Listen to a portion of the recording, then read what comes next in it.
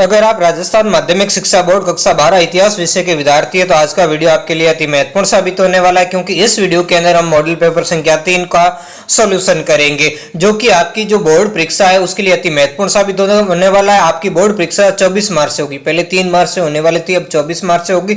इससे संबंधित मैंने वीडियो अपलोड कर दिया, जिसे चैनल पर जाकर के देख लीजिए, जिसका लिंक मैं आई बटन के अंदर भी दे दूंगा।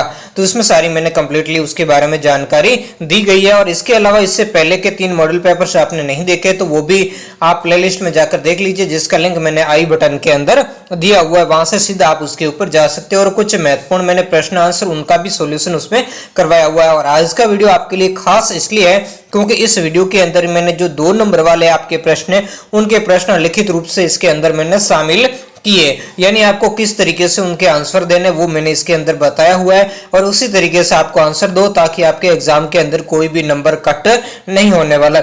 इसके अलावा मैं जल्दी ही एक और वीडियो लेकर आने वाला हूं, जिसके अंदर आपको कुछ ट्रिक्स यानी स्ट्रेटजी, आपको रणनीति बताऊंगा कि किस तरीके से आपको कार्य करना है ताकि आप बोर्ड एग्जाम के अंदर आप अधिकतम नंबर प्राप्त कर सको। लेकिन एक आप सबसे एक रिक्वेस्ट भी करता हूं, और वो आप शिकायत भी कह सकते हो कि आप ज्यादा से ज्यादा आप वीडियो को लाइक कमेंट शेयर जरूर करें, क्योंकि देखो एक वीडियो बनाने में, ये वीडियो बनाने में कम से कम मुझे 8 घंटे का समय लगा। तो इतना वीडियो समय इन्वेस्ट करना वर्तमान समय में मेरे बिजी शेड्यूल के अंदर काफी मुश्किल। लेकिन जब देखता हूं कि आप में से न तो उतने कमेंट्स आते हैं, न ज्यादा आप वीडियो को आगे शेयर करते हो, तो इससे हमारा डीमोटिवेशन हो जाता है, मोटिवेट नहीं होते। तो आप इसके लिए हमें मोटिवेट करें। और तो अगले वीडियो के अंदर में इसके जो बाकी क्वेश्चंस हैं, जो आपके लघु उत्तरात्मक टाइप के क्वेश्चन हैं, उनका भी मैं सॉल्यूशन करके आपके सामने एक वीडियो लेकर आऊं। तो आपसे आशा इसी, और जो भी चैनल पर आए उन सबसे रिक्वेस्ट है कि जिन्होंने चैनल को सब्सक्राइब नहीं किया वो प्लीज चैनल को सब्सक्राइब जरूर करें और ज्यादा से ज्यादा शेयर करें, कमेंट्स करें। जो भी बात मैं इसके अंदर क्वेश्चन आपसे पूछता हूं उसका भी आप आंसर कमेंट्स बॉक्स के माध्यम से देने का कार्य करें। अब ज्यादा समय नहीं लेते हुए इसको प्रारंभ करते हैं। कंप्लीटली आपके 80 अंक का जो आपका मॉडल पेपर है और 2 घंटे 45 मिनट के अंदर आपको सॉल्यूशन करना है। इसको आप क्या कीजिए, पहले ब्लॉक बीर क्लासेस 58 पे जाइए और वहां से इसको क्या कर दीजिए, इस मॉडल पेपर को आप बैठ करके हल कीजिए। एग्जाम टाइम के अकॉर्डिंग आप हल कीजिए, जैसे आपको मानना कि मैं एग्जाम के अंदर बैठा हूं उसी तरीके से आप हल कीजिए, फिर इस वीडियो के माध्यम से उसका सॉल्यूशन आप कीजिए। अब यहाँ खंड संख्या अ का पहला प्रश्न है कि बहुविकल्पी प्रश्नों के उत्तर सही विकल्प यानी ऑब्जेक्टिव टाइप के वस्तुनिष्ठ प्रकार के यहाँ पर प्रश्न आए हुए हैं। पहला प्रश्न है, अधिकांश हड़प्पा स्थल किस प्रकार के क्षेत्रों में स्थित है? शुष्क क्षेत्रों में, अर्ध शुष्क क्षेत्रों में, रेगिस्तानी क्षेत्रों में, या इनमें से कोई नहीं। तो इसका सही आंसर होगा ऑप्शन संख्या ब, अर्ध शुष्क क्षेत्र। आप देखते हो जो हड़प्पा के अधिकतर स्थल है वो पाकिस्तान वाला क्षेत्र या राजस्थान वाला क्षेत्र या गुजरात के अंदर स्थित है, जो कैसे क्षेत्र है अर्ध शुष्क क्षेत्रों के अंदर अवस्थित है। इसका दूसरा क्वेश्चन है, हड़प्पा शहरों की सड़कें और गलियां एक दूसरे को काटती है, ये करती नहीं, यहाँ पर काटती है। तो कैसे काटती है एक दूसरे को? क्या न्यून कोण पर काटती है, क्या अधिक कोण पर, क्या समकोण पर, या सरल कोण पर? देखो न्यून कोण इस टाइप का होता है और अधिक कोण आपके इस टाइप का होता है, जबकि समकोण इस टाइप का होता है पूरा एंगल के 90 डिग्री का, और सरल कोण बिल्कुल सीधा होता। तो यहाँ पर आपकी ये सड़कें समकोण पर काटती है। तो हड़प्पा शहरों की सड़कें और गलियां एक दूसरे को समकोण पर काटती है। अगला क्वेश्चन देखेंगे, बाणभट्ट निम्न में से किसके राजकवि थे? हर्षवर्धन के, राज्यवर्धन के, प्रभाकर वर्धन के, या समुद्रगुप्त के? तो ये हर्षवर्धन के थे, जो पुष्यभूति वंश या कह सकते वर्धन वंश का शासक था हर्षवर्धन, उसके दरबारी कवि थे। इन्होंने हर्ष चरित्र नामक एक प्रसिद्ध ग्रंथ की भी क्या की है, रचना की है। अगला हम क्वेश्चन देखेंगे, इंडिका के लेखक कौन? तो इंडिका के लेखक कौटिल्य, विशाखदत्त, मेघस्तनीज या बाणभट्ट? तो इसके लेखक है मेघस्तनीज। जो चंद्रगुप्त मौर्य के दरबार के अंदर यूनानी राजदूत थे मेघस्तनीज, उन्होंने क्या की थी, इंडिका नामक ग्रंथ की रचना की थी। अगला देखेंगे, महर्षि वेदव्यास के अनुसार पांडव किनके अवतार थे? तो महर्षि वेदव्यास के अनुसार पांडव इंद्र के अवतार थे। जब क्या होता है, जब द्रौपदी के स्वयंवर का आयोजित करते हैं तो उसके समय क्या करते हैं, अर्जुन क्या करता है, उस मछली की जो आंख है उसके कैरोना का छेदन कर देता है और उसके बाद विवाह होता है। तो उस समय का ये संवाद है जिसमें महर्षि वेदव्यास उनको कहते हैं कि ये कोई पांडव सामान्य लोग नहीं है, ये इंद्र के ही अवतार है, यानी इंद्र के अवतार है जो यहाँ पर इस समय कलयुग में आए हुए। अगला हम देखेंगे क्वेश्चन संख्या आपके 6, प्रसिद्ध यात्री इब्न बतूता कहाँ का निवासी था? ख्वारिज्म का, तंजीर का, सिंध का, इटली? तो ये तंजीर का, तंजीर यानी जो तंजीर जो मोरक्को अफ्रीका महाद्वीप के अंदर स्थित है। तंजीर मोरक्को के अफ्रीका महाद्वीप के मोरक्को के अंदर तंजीर स्थित है, वहां का ये क्या था, निवासी था। अगला देखेंगे शेख निजामुद्दीन औलिया की दरगाह कहाँ स्थित? दिल्ली, आगरा, फतेहपुर सीकरी, अयोध्या। तो कहाँ पर है? दिल्ली के अंदर है। अगला क्वेश्चन है हम्पी को यूनेस्को द्वारा विश्व पुरा स्थल कब घोषित किया? 1986 में, 1876, 1336 या 1346? तो ऑप्शन देखते हैं आपको क्लियर। ये तो आजादी के पहले के हैं तो इससे कोई मतलब नहीं है। तो कब हुआ था? 1986 को इसको क्या किया था? यूनेस्को ने हम्पी को विश्व पुरा स्थल घोषित किया, यानी वर्ल्ड हेरिटेज साइट क्या किया? इसको घोषित किया। अगला हम देखते हैं नौवां क्वेश्चन। अंग्रेजी विवरण में दिक्कू किसे कहा गया? साहूकारों को, कर्जदार को, किसानों को या जमींदार को? तो किसको कहा गया? साहूकारों को, यानी जो भारी लोग थे, जो संथाल लोगों के क्षेत्र के अंदर आए थे, उनको दिक्कू कहा गया था, जिसमें साहूकार, व्यापारी आदि क्या थे? सम्मिलित थे। अगला हम देखते हैं किस गवर्नर जनरल के शासनकाल में सती प्रथा पर रोक लगी? Warren Hasting, Lord Cornwallis, Lord Ripon या लॉर्ड बेंटिंग? तो ये थे लॉर्ड बेंटिंग। इनका पूरा नाम था लॉर्ड विलियम बेंटिंग। तो लॉर्ड विलियम बेंटिंग ने कब किया था? 1829 ईस्वी में राजा राम मोहन राय के प्रयासों से सती प्रथा पर इन्होंने क्या लगा दी थी? रोक लगा दी थी। इस बात को आप जरूर ध्यान रखें। अगला जो हम क्वेश्चन देखेंगे वो क्वेश्चन है आपके सामने क्वेश्चन संख्या 11वां क्वेश्चन है 1639 का वर्ष मुख्यतः किसके लिए जाना जाता था? पुर्तगालियों द्वारा पणजी में व्यापारिक कोठी की स्थापना के लिए, या डचों द्वारा मछलीपट्टनम में व्यापारिक कोठी की स्थापना के लिए, या फ्रांसीसियों द्वारा पांडिचेरी में व्यापारिक कोठी की स्थापना के लिए, या अंग्रेजों द्वारा मद्रास में व्यापारिक कोठी की स्थापना के लिए? तो इसका सही आंसर होगा ऑप्शन संख्या द। अंग्रेजों द्वारा 1639 में क्या किया गया था? मद्रास में व्यापारिक कोठी, उस व्यापारिक कोठी की क्या की गई थी? स्थापना की गई थी। अगला हम क्वेश्चन संख्या देखेंगे 12वां, जो कि ऑब्जेक्टिव आपके वस्तुनिष्ठ प्रश्नों का क्या है? अंतिम प्रश्न है। इसमें गांधी जी को मुसलमानों का खुशामंदी कहकर कौन निंदा करता था? सुभाष चंद्र बोस, भगत सिंह, नाथूराम गोडसे या गोपाल कृष्ण गोखले? तो इसका तो आंसर आपको पता ही होगा कि कौन है? नाथूराम गोडसे। जबकि सुभाष चंद्र बोस ने महात्मा गांधी के लिए किस संबोधन का प्रयोग किया था? यह आप मुझे कमेंट करके बताइए। और साथ में गोपाल कृष्ण गोखले के बारे में बताइए कि गोपाल कृष्ण गोखले और गांधी जी का क्या संबंध था। ये चीजें मुझे आप कमेंट बॉक्स के अंदर बताइए। क्वेश्चन संख्या दूसरा आप है जिसमें रिक्त स्थानों की पूर्ति करनी है। ये भी 1 नंबर के, और ऊपर 12 क्वेश्चन देखे वो भी 1 नंबर के अंदर थे।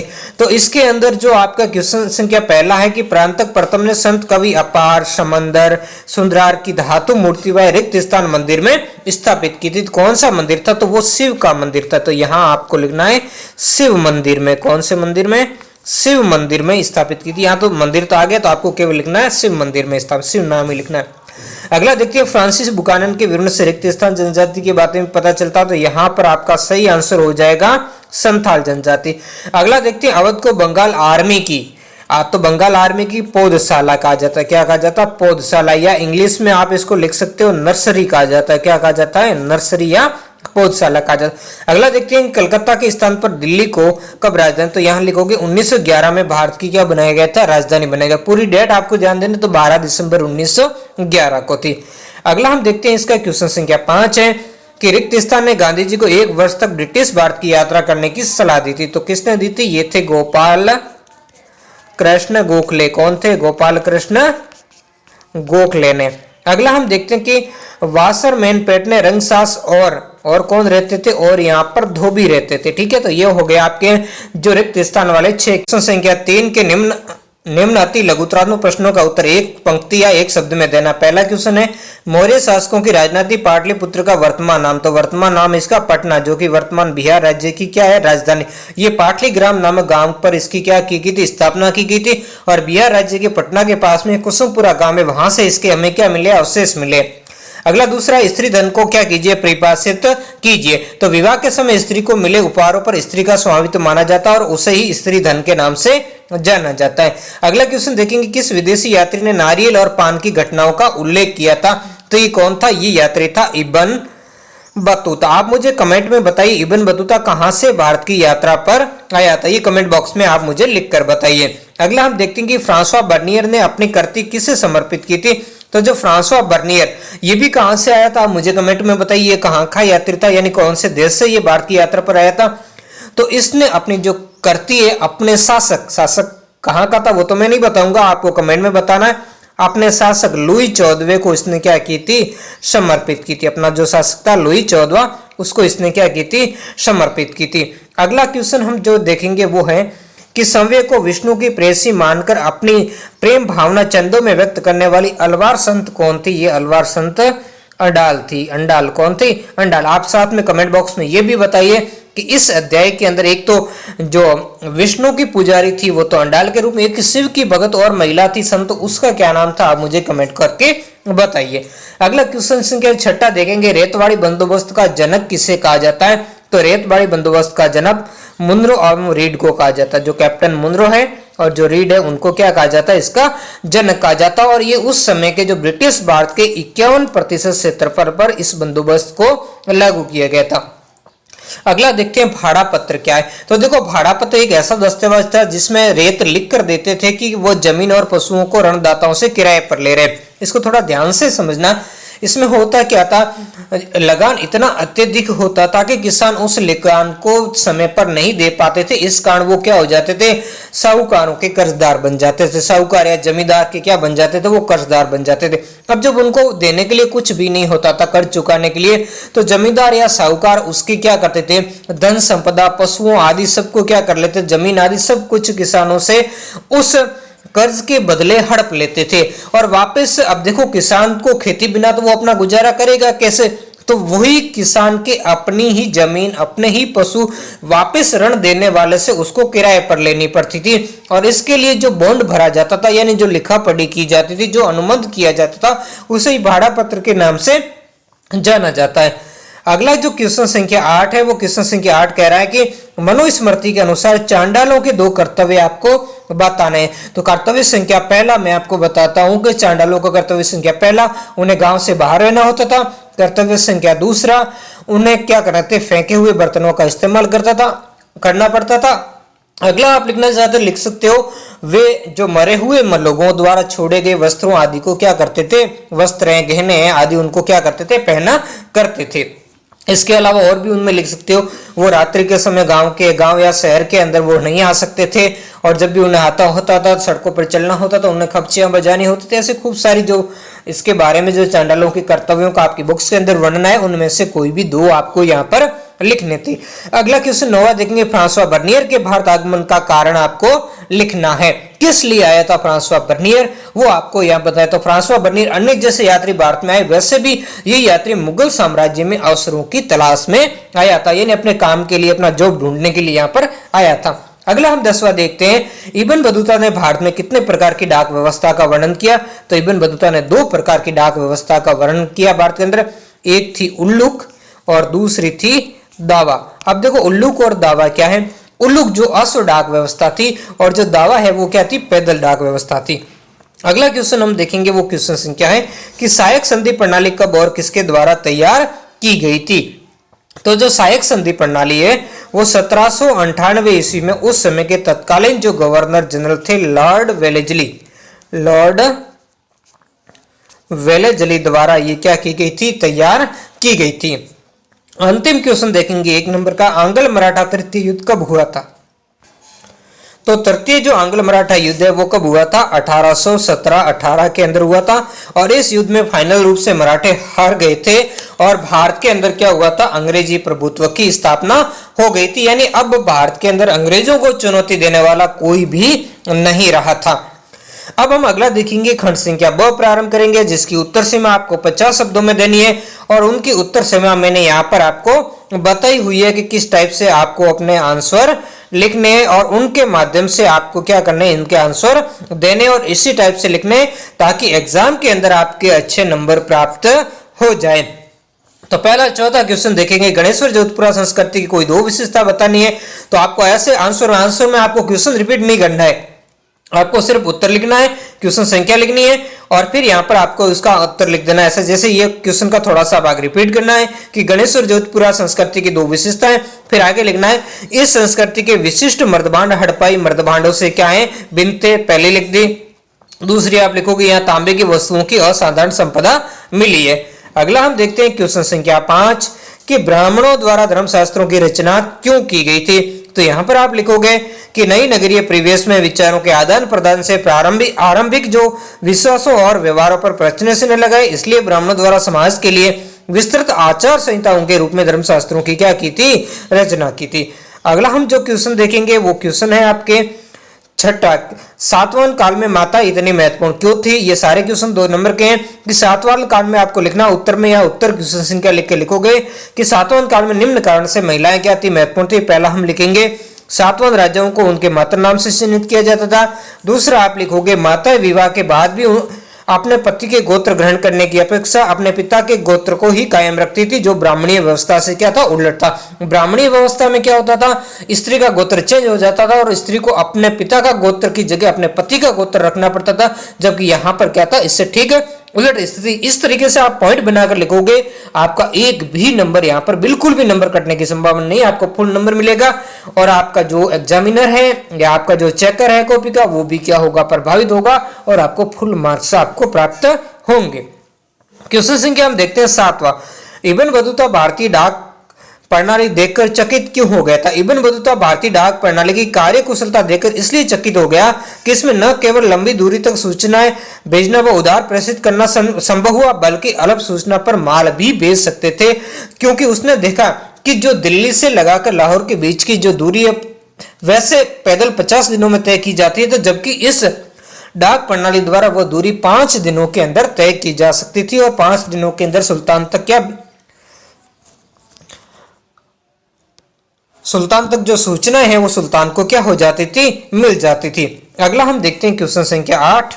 क्वेश्चन संख्या 8 है कि इस्लाम धर्म में शरिया का महत्व को आपको क्या करना, स्पष्ट करना है। तो शरिया का महत्व क्या है, तो हम यहाँ से पॉइंट से लिखेंगे। देखो हमेशा पॉइंट में लिखना ताकि आपको अधिकतम नंबर प्राप्त हो सके।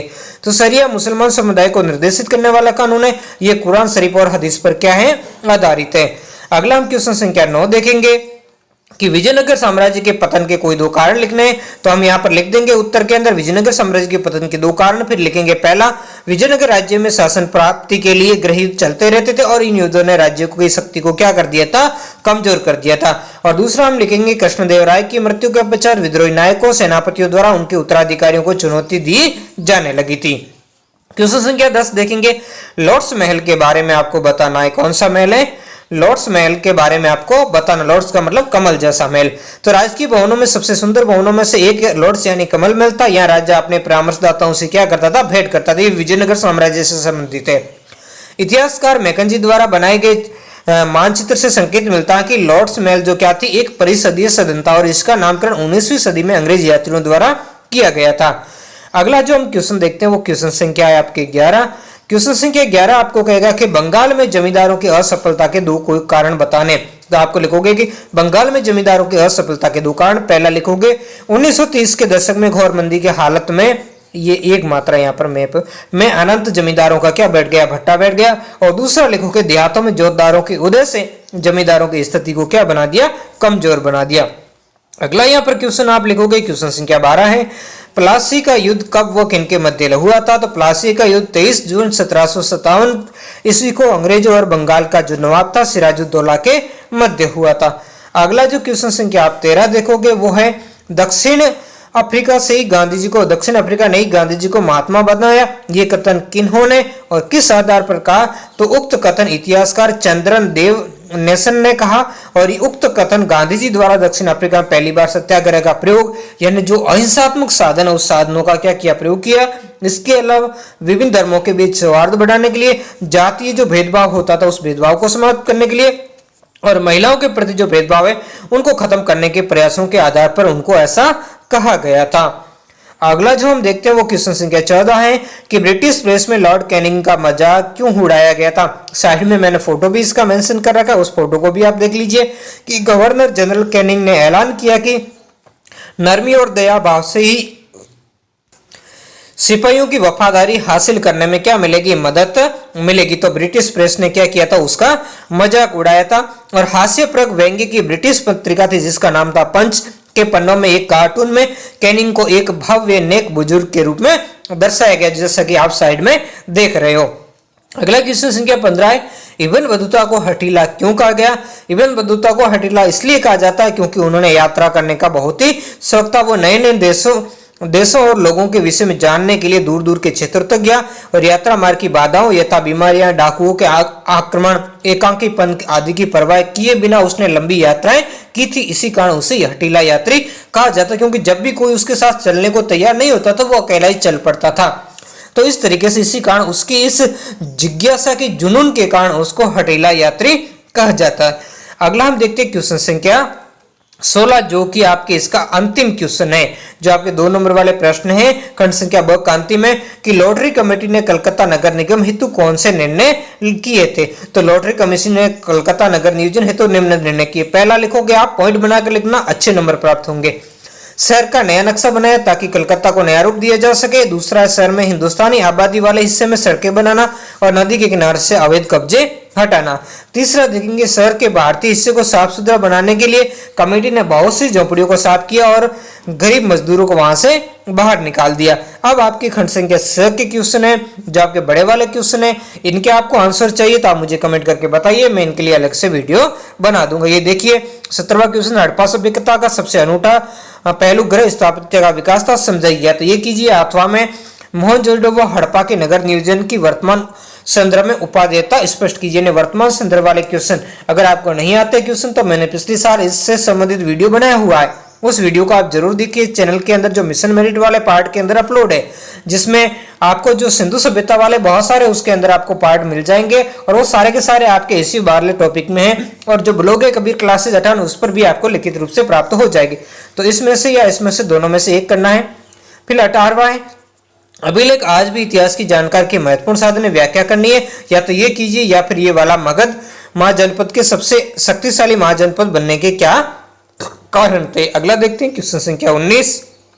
क्वेश्चन संख्या 19 है, कृष्णदेवराय कौन थे और विजयनगर साम्राज्य के संस्कृति इतिहास में उनकी भूमिका लिखनी है। तो कृष्णदेवराय जो विजयनगर राज्य के जो क्या थे, शासक थे, और उन्होंने क्या सांस्कृतिक उपलब्धियां की, उन्होंने कौन से मंदिरों का निर्माण करवाया, किन किन लोगों को, विद्वानों को उन्होंने संरक्षण दिया, आदि सब कुछ उसके अंतर्गत आपको लिखना है। तो ये लिखिए, ये अमरनायक कौन थे, ये भी विजयनगर राज्य से ही संबंधित है, और विजयनगर साम्राज्य में इनके प्रशासन की क्या भूमिका वो आपको बतानी है। यानी इसमें अमरनायक कौन थे ये 1 नंबर का है, और इसको लिखोगे 2 नंबर। यहाँ पर भी कृष्णदेवराय कौन था 1, और बाकी उसकी उपलब्धियां लिखो थे ये 2 नंबर का है। इस तरीके से आप प्रश्न के अंदर नंबर भी डिवाइडेशन होते हैं, ध्यान रखना ये भी। अगला जो 20वां क्वेश्चन देखेंगे, अमेरिका के गृह युद्ध और स्वेज नहर खुलने से भारतीय अर्थव्यवस्था पर क्या प्रभाव पड़ा। या तो ये वाला कीजिए या लिखिए, औपनिवेशिक बंबई की में स्थापत्य की मुख्य शैली कौन कौन सी थी, विस्तार पूर्वक आपको वर्णन करना है। ये भी 3 नंबर का है। अगला हम आ चुके हैं खंड संख्या 10 की तरफ, निबंधात्मक प्रश्न है जिनके आपको उत्तर 250 शब्दों के अंदर लिखना है। इसमें 21वां क्वेश्चन है, गांधी जी जन सामान्य नेता थे, इसकी व्याख्या करनी है। अथवा में आपको लिखना है, राष्ट्रीय जन जागरण में सविनय अवज्ञा आंदोलन की भूमिका आपको बतानी, दोनों में से एक करना है। अगला हम देखेंगे 22वां, प्रारंभिक भक्ति परंपरा की प्रमुख विशेषता बतानी। या तो ये कीजिए, यह जो इसके अथवा वाला यहाँ पर क्वेश्चन आ चुका है कि मध्यकालीन उत्तरी भारत में धार्मिक चित्र में कौन कौन से नवीन परिवर्तन होते हैं, इसमें से आपको करना है। अगला हम देखेंगे कि भारत के मानचित्र में निम्न स्थानों को आपको दर्शाना। इसमें भी अथवा में या तो ये वाले 4 स्थान आपको मानचित्र में दर्शाने, या ये वाले। ऐसा नहीं कि आधे इसमें से और आधे इसमें से कर लोगे तो उसके नंबर नहीं मिलेंगे। मैं इन दोनों ही स्थानों को आपके मानचित्र के अंदर अंकित करवाऊंगा। यह भारत का मानचित्र आपके सामने आ चुका है। तो यहाँ पर आपको देखना है कि जैसे पहला स्थान था आपके सांची, तो सांची आपके कहां पर है, मध्य प्रदेश में। तो आप बीच में आपके पास मानचित्र राज्य अंदर बने हुए भी आ सकता है और खाली इस टाइप का मानचित्र भी आ सकता है। फिर दूसरा है चेन्नई, तो इसके लिए मुझे थोड़ा सा इसको नीचे करना पड़े, चेन्नई यानी मद्रास, तो यहां पर है तमिलनाडु के अंदर, तो आपको यहां पर लिखना है ये चेन्नई, ठीक है। अगला जो हम यहाँ पर देखेंगे वो है पेशावर, तो पेशावर है पाकिस्तान के अंदर, तो यहाँ वाला भाग ये, तो ये जो ऊपर है यहाँ पर आप लिख सकते हो ये पेशावर। वैसे पेशावर थोड़ा सा यहाँ पर ऊपर की साइड में, इस साइड में यहाँ पर लिख सकते हो, ये हो गया पेशावर, ठीक है। अगला जो है पटना, पटना बिहार के अंदर, तो यहाँ पर आपका ये बिहार राज्य है और इसी बिहार राज्य के अंदर आपको लिखना है पटना, जो पाटलिपुत्र के नाम से, ठीक है। ये क्वेश्चन हो गया। अगले जो 4 इसको मैं थोड़ा सा ऊपर कर देना ताकि मानचित्र आपको अच्छे ढंग से पूरा दिख जाए, ठीक है। इसमें वाराणसी, वाराणसी जिसको काशी भी कहते हैं, जिसको बनारस भी कहते हैं, ये उत्तर प्रदेश में, तो यहाँ पर आपको अंकन करना है वाराणसी। आप मुझे कमेंट करके बताइए कि वाराणसी से वर्तमान समय में सांसद कौन है। अगला हम देखते हैं बीजापुर, तो बीजापुर कर्नाटक राज्य के अंदर, तो यहाँ पर आप लिख सकते हो, यहाँ पर आपका हो गया ये बीजापुर। अगला हम देखते हैं मगध, तो मगध वही बिहार राज्य के बिहार के अंदर था, तो आपको लिखना है मगध, बिहार और उत्तर प्रदेश, और काफी बड़ा राज्य था। अगला देखते हैं लाहौर। लाहौर पाकिस्तान में इस साइड में, तो यहाँ पर आप लिखोगे लाहौर। तो इस तरीके से आपको इनके स्थानों का अंकन करना। आपको अच्छी तरीके से और भी जानकारी चाहिए तो आप मुझे कमेंट करके बताएं, मैं अलग से इसके लिए स्पेशल वीडियो बना दूंगा। तो आज के वीडियो में इतना ही, मिलते हैं नेक्स्ट वीडियो में नए टॉपिक के साथ। धन्यवाद।